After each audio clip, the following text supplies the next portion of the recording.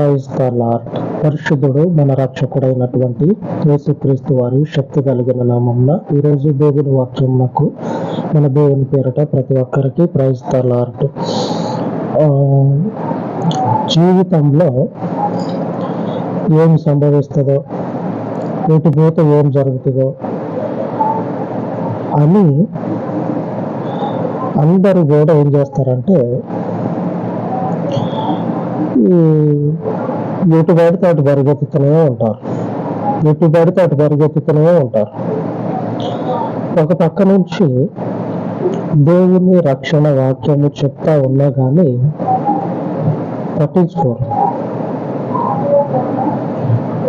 పట్టించుకోకుండా వాళ్ళు ఎటువైపు పరిగెత్తుతా ఉన్నారో అటువైపు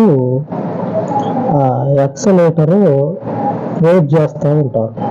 అంటే రేజ్ చేయటం అంటే ఎక్సలేటరు వాళ్ళు పోయేటువంటి స్పీడ్ని పెంచుతూ ఉంటారు. గంటకి ఒక 50 కిలోమీటర్లు పోయేది కాస్త 60-70 కిలోమీటర్లకు పెంచుతూ ఉంటారు. ఈ రక్షణ వాక్యము వినే సందర్భంలోనే ఇలాగనే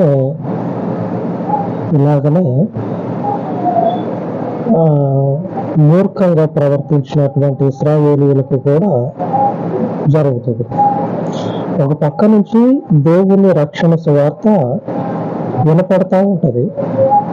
అయినా కానీ వాళ్ళకున్నటువంటి ఆ బలహీనత, మరి లేకపోతే ఆ తిరుగుబాటు చేసేటువంటి ధోరణియో, లేకపోతే మాకేంది అనేటువంటి ధీమానో తెలియదు. కానీ ఈ రక్షణ వాక్యాన్ని పట్టించుకోరు. అసలు వాళ్ళు పోయేటువంటి మార్గంలోనే ఇంకొంచెం ఎక్కువగా ముందుకెళ్తూ ఉంటారు.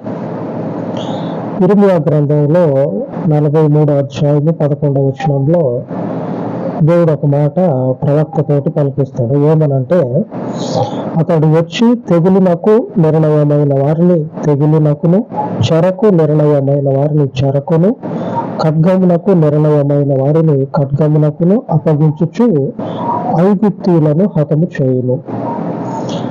వీళ్ళు ఏం చేస్తారంటే, దేవుడు ఒక ప్రదేశాన్ని చూపించి, మీరు అక్కడ ఉండండి, మీరు మీకు ఉండటానికి యోగ్యం కాకపోయినా, అంటే మీకు ఉండటానికి వసతులు అనేవి లేకపోయినా, మీరు ఉండవలసినటువంటి ప్రదేశము కాదు అని మీకు తెలిసినా సరే మీరు ఆడ ఉండండి అని దేవుడు చెప్తే పట్టించుకోకుండా ఏం చేస్తారంటే, అసలు దేవుడు వద్దు అని చెప్పన్నటువంటి ఆ ఐగుప్తు దేశానికి పోతారు. మొట్టమొదట్లో దేవుడు ఏం చెప్తాడంటే, మళ్ళీ మీరు ఈ దాసత్వంలోనికి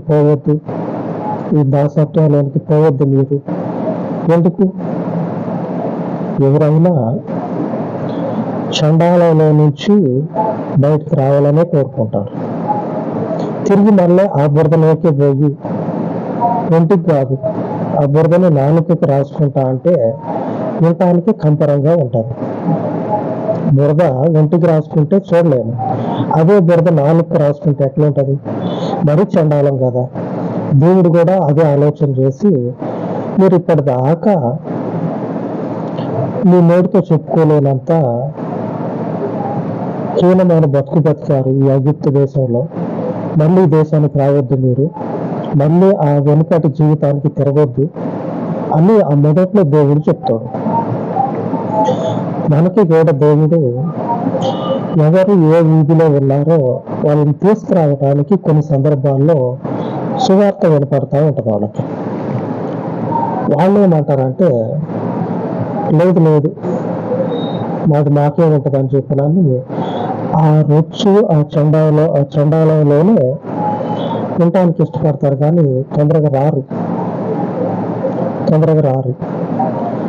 అట్లాగా వీళ్ళు ఆలోచన చేసుకొని అసలు దేవుడు వద్దని చెప్పని అన్నటువంటి ఆ ఐగుప్తులోనికి పోతూ ఉంటారు. అప్పుడు దేవుడు ఒక మాట చెప్తాడు. ఏమంటాడంటే, మీరు ఐగుప్తు దేశానికి పోయినంత మాత్రాన మీరు తప్పించుకోలేరు. నేను వచ్చేటువంటి రాజు ఎవరైతే ఉన్నారో ఆ రాజుని నేను పంపించిన ఆ రాజు వచ్చి మీరు పోతున్నారు కదా, అక్కడ ఉండేటువంటి వాళ్ళని అందరినీ ఓర్చకోతకు వస్తాడు. గుర్తుపెట్టుకోండి, ఓర్చకోతకు వస్తాడు. కాబట్టి భయం కలిగి వెనక్కి మళ్ళండి ప్రవక్త ద్వారా దేవుడు పలుకుతాడు. వీళ్ళు ఏం చేస్తారంటే దేవుడు చెప్పినటువంటి ఆ ప్రదేశంలో ఉంటే మళ్ళీ ఏమవుతుందో అని చెప్పనని, ఇక్కడ మనకి బాగోలేదుగా అని చెప్పనని అటుపోతూ ఉంటారు. అంతకుముందేమో వాళ్ళు ఉన్నటువంటి ఆ ఊర్లోనే, వాళ్ళ సొంత ప్రదేశంలోనే ఉన్నప్పుడు పలానా రాజు వస్తాడంట కదా, ఆ రాజు దండెత్తి వచ్చి మనల్ని ఏం చేస్తాడంటే చంపేయటానికి సిద్ధపడతా ఉన్నాడంట అని అందరూ కూడా ఏం చేస్తారంటే ప్రవక్త చెప్పినట్లు వినకుండా దేవుడు మొట్టమొదట్లో తీసుకొచ్చినటువంటి ఆ ఊబిలో నుంచి దేవుడు బయటకు తీసుకొచ్చిండే కదా, ఆ ఊబిలోనికి మళ్ళా పోతామని చెప్పి అంటారు. దేవుడు తీసుకొచ్చేటప్పుడే చెప్తాడు, మీరు మళ్ళా ఇటువైపు రావద్దు, ఈ ఛాయల వైపు కూడా మీరు చూడొద్దని దేవుడు చెప్తే వాళ్ళు ఏం చేస్తారంటే లేదు వాడొచ్చి మమ్మల్ని ఆడ చంపుతాడు అని చెప్పినని భయంతో ఏం చేస్తారంటే అటైపోతారు. దేవుడు చెప్తాడు, మీరు పోవద్దు, మీరు పోనే వద్దు అని చెప్పని అన్నా కానీ మూర్ఖంగా ప్రవర్తించి ఐగుప్తు దేశానికి పోతారు. పోయిన తర్వాత దేవుడు ఈ మాట చెప్తాడు ప్రవక్తతోటి.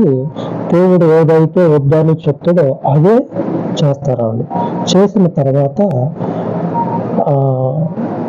వాక్యము ప్రవక్త దగ్గరకు వచ్చి ప్రవక్త ద్వారా ఇశ్రాయేలీయుల ప్రజలకు చెప్తా ఉంటారు, మీరు అన్నంత పని చేశారు కదా, నేను వద్దంటే మీరు వచ్చారు కాబట్టి వినండి, జరగబోయేది ఏంటంటే మీరు ఎవరికి భయపడి వచ్చారో వాడు రేపటి రోజు వస్తాడు.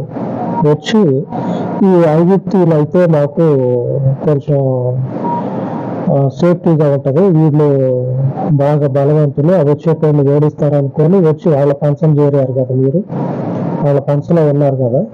ఇప్పుడు ఏం జరుగుతుందంటే వాడొచ్చి వీళ్ళని అందరినీ కూడా తుక్కుగా ఏం చేస్తాడు, ఏమవుతుంది మొత్తానికి అది ఎట్లుంటది, ఇడ్లీ రవ్వ పూరి పిండి ఎట్లుంటది మెత్తగా అట్లాగే తుక్కు చేసి పెడతాడు దేవుడు. వీళ్ళని తుక్కు చేసి ఏమని అంటా ఉన్నాడంటే, ఎవడైతే సావాలని నిర్ణయించిండో వాడిని చేస్తారు, ఎవడైతే జైలుకు పోవాలని నిర్ణయించిండో దేవుడు వాడు జైలుకు పోతాడు అని దేవుడు తీర్మానం చేసి, ఆ తీర్మానం చేసిన దాన్ని ఆ రాజు చేతిలో పెడతాడు. నువ్వు పోయి వాళ్ళకి ఇది చెయ్యని చెప్పినని ఆ రాజు చేతిలో ఆ తాకీదులు పెడితే ఆ రాజు పోయి అదే చేస్తాడు. వీళ్ళు భయపడతా ఉన్నారు. పక్క నుండి ప్రవక్త చెప్తూనే ఉన్నాడు పక్క నుండి గొంతు చిరిగిపోయేటట్లుగా ప్రవక్త చెప్తా ఉన్నాడు. సువార్త వినపడతా ఉంది. ఎంతగా అంటే చెవులు కోసుకునేంతగా. ఈ సువార్తను వినలేక చచ్చిపోతున్నారా నాయన, చెవులన్నా కోసుకుందాం అనేంతగా వినపడతా ఉన్నప్పుడు ఆలోచన చేయాలి.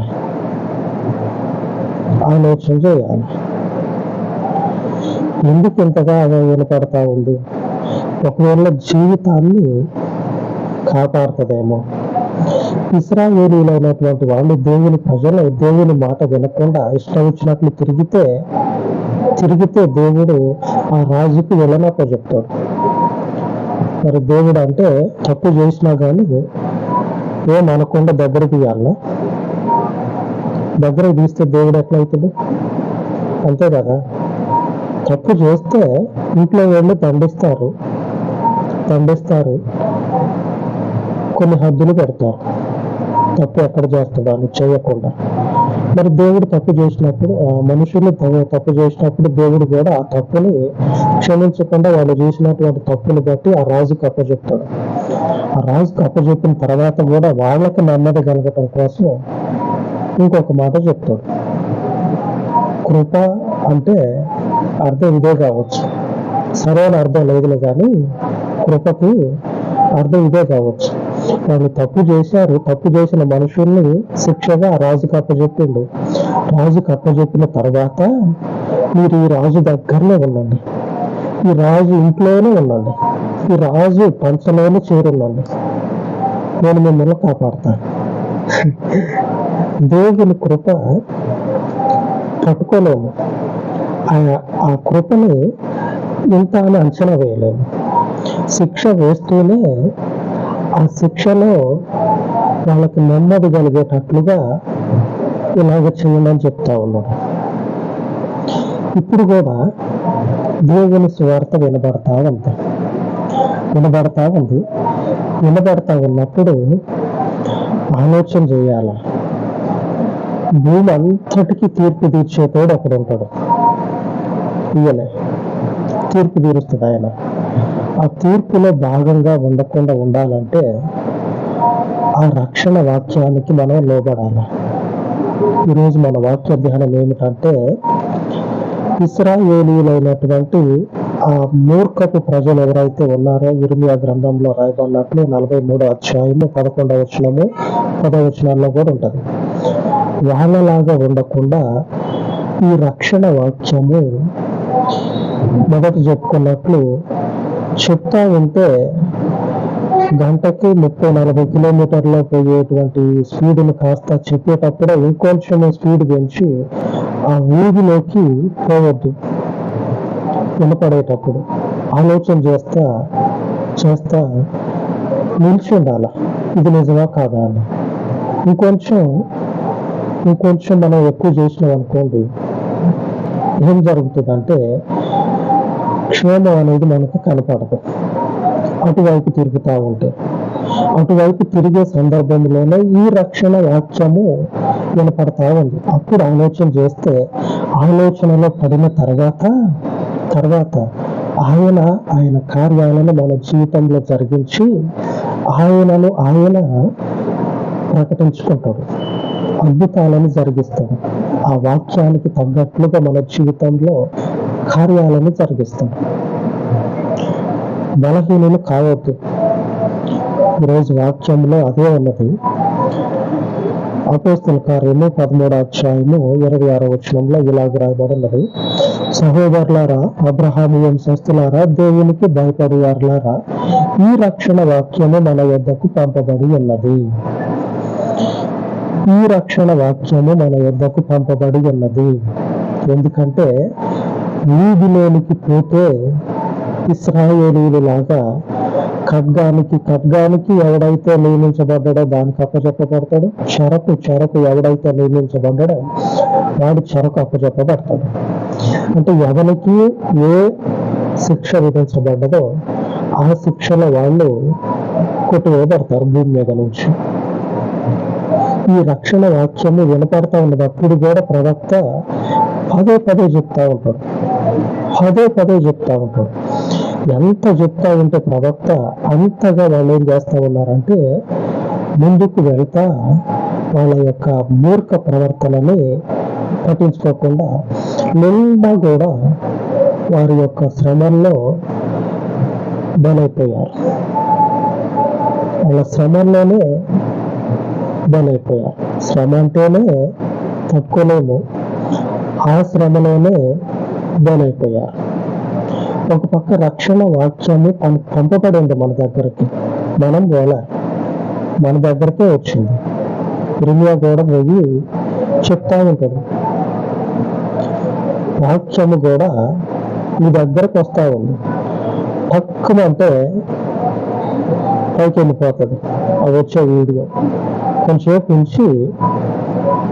నుంచి జూమ్ చేస్తే అసలు ఏం చెప్తా ఉన్నాడు, సేవకుడు ఏం చెప్తా ఉన్నాడని అర్థమైపోతుంది. ఎంతకి స్క్రోల్ చేసుకుంటా పోతే మీకు ఇష్టమైనవి నీ జీవితానికి క్షేమాన్ని ఇవ్వదు.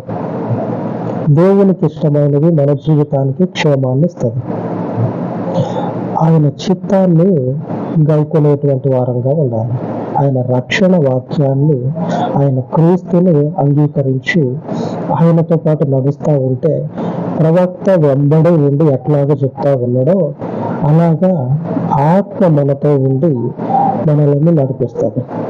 రక్షణ వైపు, స్వతంత్రత వైపు, నెమ్మది కలిగించేటువంటి జీవితం వైపు, ఏ ఒడిదుడుకులు లేనటువంటి నిశ్చలమైనటువంటి స్థితిని కలగజేయటానికి ఆమె అంతటి కృప కొరకు ప్రార్థన చేసుకుందాం. అనేకులు ఈ రక్షణ వాక్యాన్ని అంగీకరించలాగున అంగీకరించబడిన మనము క్షేమాన్ని పొందుకునేటట్లు. మహోన్నతుడా, కృప కలిగిన తండ్రి, ఈ రక్షణ వాక్యము మా యొద్దకు పంపబడి ఈ రక్షణ వాక్యంలో నిలిచి ఈ రక్షణను కొనసాగిస్తూ ఉండగా ఇప్పుడు చెప్పబడుచున్నటువంటి ప్రతి వాక్యము కూడా సత్యమై ఉన్నది.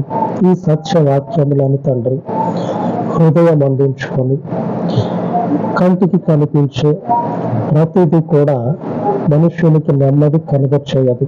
నీ రక్షణ వాక్యము, నీ పవిత్రమైనటువంటి మార్గము, నీ పరిశుద్ధమైనటువంటి ఇదిగో తండ్రి మనుష్యునికి ఏర్పాటు చేసిన జీవితము మాత్రమే నెమ్మది కలుగజేస్తుంది. ఆ జీవితాన్ని తండ్రి మేము తెలుసుకొని ఆ జీవితంలో నిలబడి ఆ జీవితంలో పరిశుద్ధుడ స్థిరపరచబడినట్లు మీ కృపను మాకు కనపరచమని, మీ రక్షణ వాక్యములో స్థిరపరచబడి మీ కృపను పొందుకునేటట్టు మీ పరలోకపు ఆత్మను మాకు అనుగ్రహించమని మీ పాదముల చెంత చేరి ఈ ప్రార్థన మనవులను ప్రతిష్ఠ చేసి రక్షణకర్త అయినటువంటి యేసుక్రీస్తు శక్తి కలిగిన నామంలో ప్రార్థించి వేడుకొనుచున్నాను తండ్రి. ఆమేన్, ఆమేన్.